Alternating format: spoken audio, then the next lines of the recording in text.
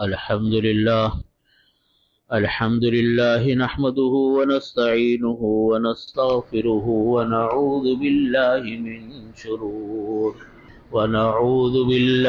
من شرور أنفسنا ومن سيئات أعمالنا من يهده الله فلا مضل له ومن يضلل فلا هادي له وأشهد أن لا إله إلا الله وحده لا شريك له وأشهد أن سيدنا وسندنا ومولانا محمدا عبده ورسوله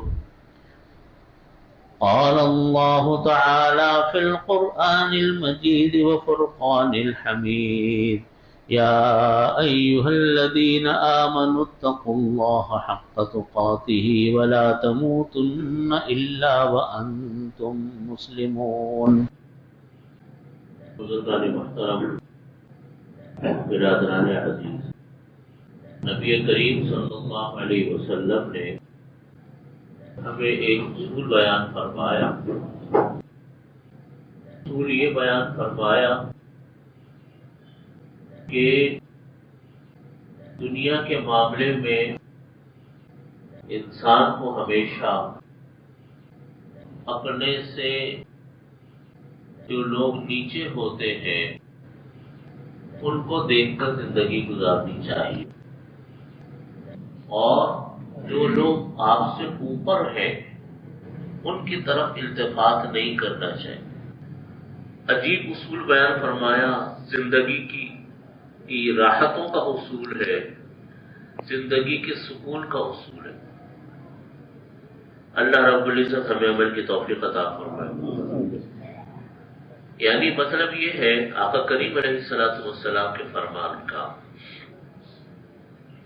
کہ ہم جب دنیا میں رہتے ہیں تو کوئی ہم سے اوپر ہے، کوئی ہم سے نیچے دنیاوی اعتبار سے. ایسا تو ہو نہیں سکتا کہ آپ سب سے اوپر ہو جاؤ. کوئی نہ کوئی آپ سے اوپر ہوگا. کتنی محنت کر لو، کتنا کچھ کر لو، پھر بھی آپ سے کوئی نہ کوئی اوپر ہوگا. نبی کریم صلی اللہ علیہ وسلم نے فرمایا کہ تم اپنی زندگی جب گزارا کرو تو اپنے سے نیچے والوں کو دیکھا کرو. آپ کو ہر چیز میں شکر کی توفیق ہوگی، آپ کو ہر چیز میں اس بات کی توفیق ہوگی کہ آپ کو یہ احساس ہوگا کہ اللہ نے مجھ کو کتنی نعمتوں میں رکھا ہوا. لیکن اگر ہم ہر وقت اوپر والے کو دیکھتے رہے جو ہم سے آگے، تو آپ جب اس کا مقابلہ کرنا شروع کرو گے تو جو موجودہ نعمتیں ہیں ان نعمتوں کا بھی شکر ادا نہیں کرو. ہر وقت پریشانی رہو گے، غمگینی رہو گے. میرے پاس تو یہ نہیں ہے، میرے پاس تو وہ نہیں ہے، میرے پاس تو وہ نہیں ہے. گنتی دو طرح کی ہوتی ہے. ایک گنتی اس بات کی کہ میرے پاس یہ نہیں ہے، اور ایک گنتی اس بات کی کہ میرے پاس یہ ہے.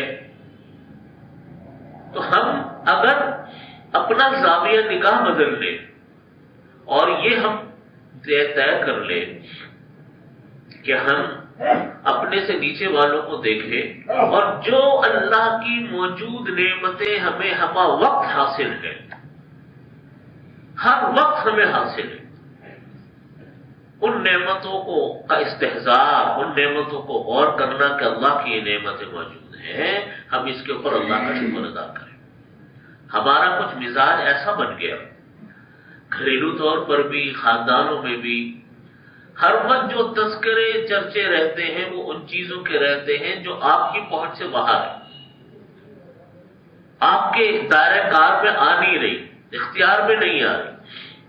اس کا تذکرہ کر کے انسان پریشان ہوتا ہے.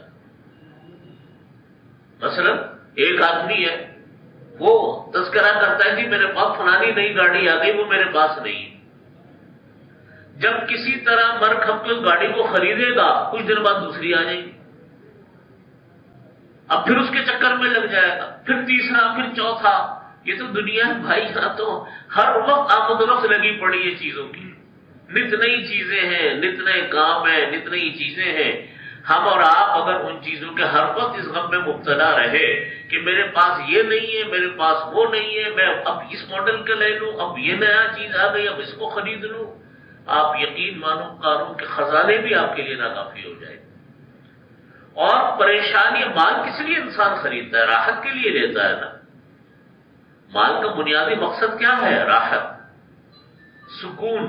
وہی حاصل نہیں ہو رہا، مال سے وہی حاصل نہیں ہو رہا، وہی پریشانی کا سبب بنا ہوا. اس لیے ہمیں نبی کریم صلی اللہ علیہ وسلم کے اس فرمان کی طرف توجہ کرنے کی ضرورت ہے. اور ناشکری سے اللہ تعالی ہمیں بچائے. ناشکری بہت خطرناک چیز ہے. جب ہم ان چکروں میں لگتے ہیں، ان موضوعات پر آتے ہیں کہ میرے پاس یہ نہیں ہے، اس کے پاس یہ آ گیا، میرے پاس یہ گھر نہیں ہے، اس کے پاس ایسا گھر آ گیا، میرے پاس یہ کاروبار نہیں، اس کے پاس یہ کاروبار آ گیا، میں نے اتنا نہیں کمایا، اس نے اتنا کما لیا، میرے پاس یہ گاڑیاں نہیں، اس کے پاس یہ گاڑیاں آ گئی. آپ یقین مانو آپ ناشکری کرتے ہی رہو گے. شکر نہیں ملے گا، نہ سکون ملے گا. انسان کماتا سکون کے لیے. اگر بے سکونی ختم نہ ہو پائی کسی انسان کی تو مال کس کام کا؟ مال تو انسان کی راحت کے لیے. اس لیے نبی کریم صلی اللہ علیہ وسلم نے یہ حضرت عبداللہ بن مبارک رحمۃ اللہ علیہ بڑے اونچے درجے کے ولی، محدث فقیہ، اور ایک مقام تھا حضرت عبداللہ بن مبارک رحمۃ اللہ علیہ. وہ مالی طور پر بھی بڑے مستحکم تھے، مالی طور پر بھی بہت مالدار تھے، ان کا اپنا کاروبار بھی تھا، اور محدث اور فقیہ بھی بہت بڑے تھے. فرمانے لگے کہ میں امیروں کے محلے میں رہتا تھا جہاں ہر طرف بڑے مالدار لوگوں کے گھر تھے. تو فرماتے تھے کہ ہر وقت مغموم اور متفکر رہتا تھا، کیونکہ کچھ بھی لے کر آ جاؤں تو پتہ چلتا تھا کہ فلانے کے پاس اس سے زیادہ ہے، فلانے کے پاس اس سے نئی چیز ہے. تو فرماتے تھے پریشانی رہتا تھا. لیکن چونکہ اللہ والے تھے لہذا ان کو توجہ ہوئی کہ میں اس طریقے سے تو بے تحاشا اللہ کی نعمتوں کی ناشکری کر رہا ہوں. جو موجود ہے میں ان کا تو شکر ہی نہیں ادا کر رہا، اور ہر وقت میرے اندر سے مقابلے بازی نہیں ختم ہوتی. تو فرمانے لگے میں پھر غریبوں کے محلے میں رہنے لگ گیا، اور میں نے گھر وہاں سے ختم کیا، اور گھر ختم کر کے میں اس گھر میں آ گیا جو امیروں کا محلہ نہیں تھا، آپ متوسط قسم کے لوگوں کا گھر تھے. اب فرماتے کہ مجھ کو جو آدمی ملتا مجھ کو اپنے سے کم حال کا ملتا. اب مجھ کو اللہ کی نعمتوں کا استحضار ہونا شروع ہوا کہ مجھ کو اللہ رب العزت نے یہ نعمت عطا فرما رکھی ہے، یہ بھی نعمت دی ہوئی ہے، یہ بھی نعمت دی ہوئی ہے. فرماتے اب میں جو پہلے کبھی شکر ادا نہیں کرتا تھا اور مجھ کو تو ہر وقت پریشانی رہتی تھی، اب میں اللہ کی ہر نعمت کا شکر ادا کرنے لگ گیا. اور اصول یہ ہے کہ دیکھو جب انسان کسی چیز کو خریدتا ہے نا، خریداری کرنی ہے، کوئی چیز لینی ہے، گھر کے لیے سامان خریدنا، فرنیچر خریدنا، 10 چیزیں ہوتی ہیں، تو ہمیشہ انسان اچھی سے اچھی چیز جو اس کے دائرے میں آتی ہے، جو اس کے بس میں آتی ہے، وہ انسان اس وقت اچھی سے اچھی چیز لے لے، اپنے آرام کو مد نظر رکھتے ہوئے. ایک نیت کبھی نہیں کرنی چاہیے، وہ ناجائز نیت. وہ یہ ہے کہ میں یہ چیز اس لیے لے رہا ہوں تاکہ اس سے آگے بڑھ جاؤں، یہ نیت کبھی نہیں کرنی چاہیے، یہ نیت ناجائز. اس لیے کہ دکھاوا ہے، دوسروں کو نیچا دکھانا ہے. یہ نہیں کہ ہے تو بہت اچھی چیز میرے پاس لیکن میں اس لیے دوسری لوں گا تاکہ دوسرے سے آگے نکل جاؤں. جب خاندان میں میرے جیسا کوئی نہ ہو، دوستوں میں میرے جیسا کوئی نہ ہو، یہ نیت غلط ہے، یہ نیت فساد کی جڑ ہے. نیت یہ کرے کہ اب جب خریداری کرنی ہے اپنے لیے کوئی چیز تو اچھی طرح چھان پٹک کر کے اپنی ضرورتوں کو سامنے رکھ کے، اپنی گنجائش کو سامنے رکھ کے انسان کسی چیز کو خرید لے اور مطمئن ہو جائے. اللہ سے دعا مانگے کہ اللہ صحیح چیز دلوا دیجئے، اللہ سے مانگ کر پھر مطمئن ہو جائے. اب آپ اس کو چھوڑ دیں دوسرا کیا لے رہا ہے. اگر آپ نے ہر وقت دوسروں کو مقابلے رکھے، یقین مانیے اس حاصل شدہ نعمت کا آپ کبھی شکر ادا نہیں کرو. اللہ کی نعمتیں دنیا میں تو ہر وقت کوئی نہ کوئی اوپر رہے گا، کبھی کوئی ایسا نہیں ہو سکتا کہ آپ دنیا میں سب سے اوپر ہو جاؤ، یہ ہو نہیں سکتا دنیا. اس لیے اس چکر میں انسان کو مقابلے بازی کے چکر میں پڑنا نہیں چاہیے. یہ اتنی بڑی فساد کی جڑ ہے گھر میں خراجات کی کہ مرد کما کما کے تھک جائیں گے، یہاں تک کہ جو ڈکیتیاں، چوریاں، رشوت اور کیا کیا سود اور پتہ نہیں دوسرے 10 دھندے ناجائز حرام، اس مرد ان کے اوپر آ جاتے ہیں کہ جی ہمیں اپنے بچوں کے اور گھر کی ضرورتوں کو پورا کرنا۔ تو آپ کب تک کماؤ گے؟ کمائی تو ایک لمٹ پہ ہوتی ہے، اخراجات تو اپنے بس کی چیز ہوتی ہے، لیکن یہ مقابلے یہ کبھی انسان کو راحت میسر نہیں کرنے دیں گے۔ انسان کو راحت کب نصیب ہوتی ہے؟ جب انسان اپنی پوری محنت کرے، پوری محنت کرنے کے بعد پھر اللہ تعالیٰ نے جتنی اس کے ذمے میں اس کے حصے میں رزق لکھ دیا، جو اللہ نے دے دیا، اس پر راضی ہو جاؤ، اس پر خوش ہو جاؤ۔ اسی کو قناعت کہتے ہیں۔ قناعت کا مطلب ہوتا ہے کہ اپنی توانائیاں پوری خرچ کرے انسان، محنت پوری کرے، محنت میں کمی نہ کرے، جو وسائل ہیں ان وسائل کو اچھی طریقے سے استعمال کرے۔ پھر اللہ نے پوری محنت کرنے کے بعد، پوری توانائیاں تدابیر اختیار کرنے کے بعد، پھر اللہ تعالیٰ نے جو آپ کے حصے میں رزق لکھ دیا، جو مال لکھ دیا، اس پر راضی ہو جاؤ، اس پر خوش ہو جاؤ۔ اس کو قناعت بھی کہتے ہیں، اسی سے سکون حاصل ہوتا ہے، ورنہ کبھی سکون حاصل نہیں ہوگا، بے سکونی رہے گی۔ نبی کریم صلی اللہ علیہ وسلم نے ہمیں یہ دعا بھی سکھلائی، مسنون دعا ہے، نبی علیہ الصلوۃ والسلام کی دعا ہے، اللہم قنعنی بما رزقتنی وبارک لی فیہ، اے اللہ مجھ کو قناعت عطا فرما دیجئے اس مال میں جو مال آپ نے میرے حصے میں لکھ دیا، وبارک لی فیہ، اور مجھ کو اس میں برکت دے دیجیے، محنت پوری کرو۔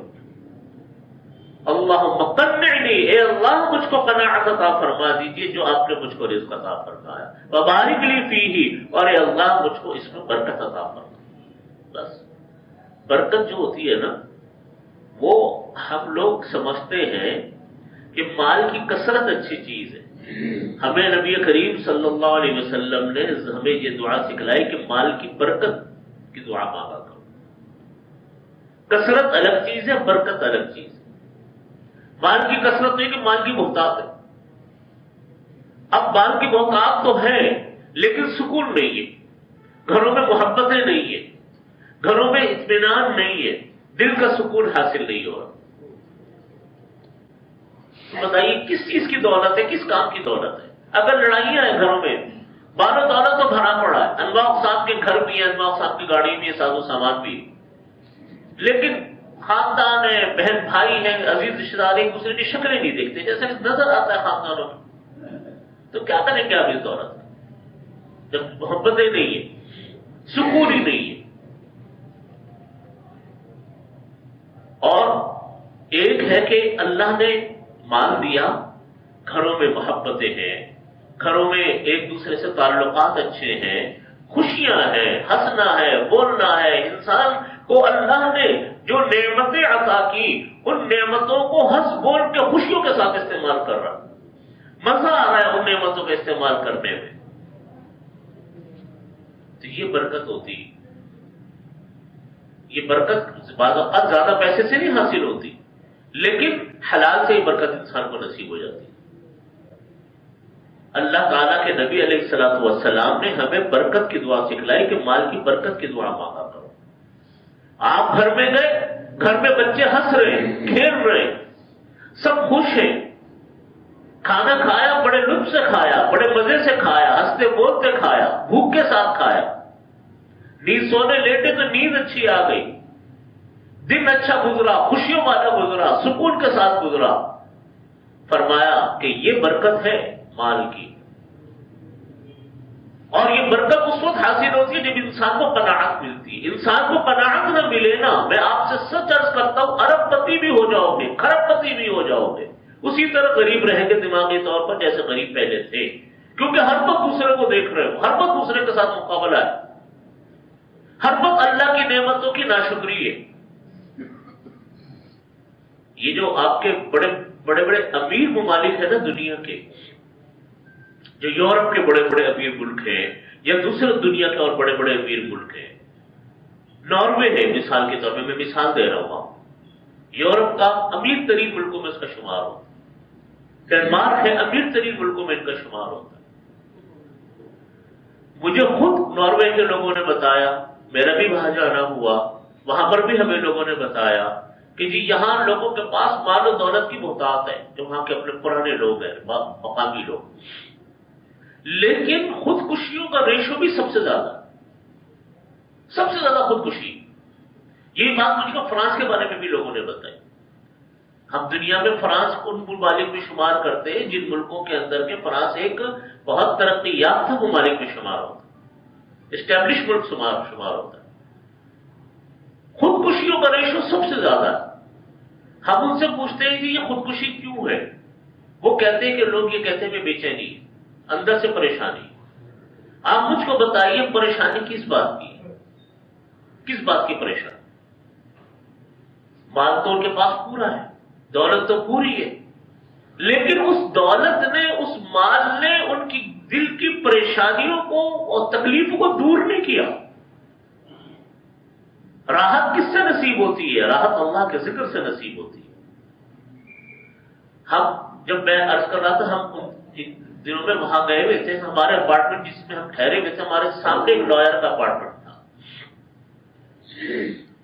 تو لوگوں نے بتایا کہ بڑا مالدار لائر تو وہاں کے ہوتے ہی بہت مالدار ہے، بڑا مالدار آدمی تھا اور اس کا ساتھ میں اپارٹمنٹ ہے، اس نے ابھی حال میں خودکشی کی۔ تو ہم نے پوچھا کیوں خودکشی کی؟ کہہ رہا تنہائی نے اس کو مار دی۔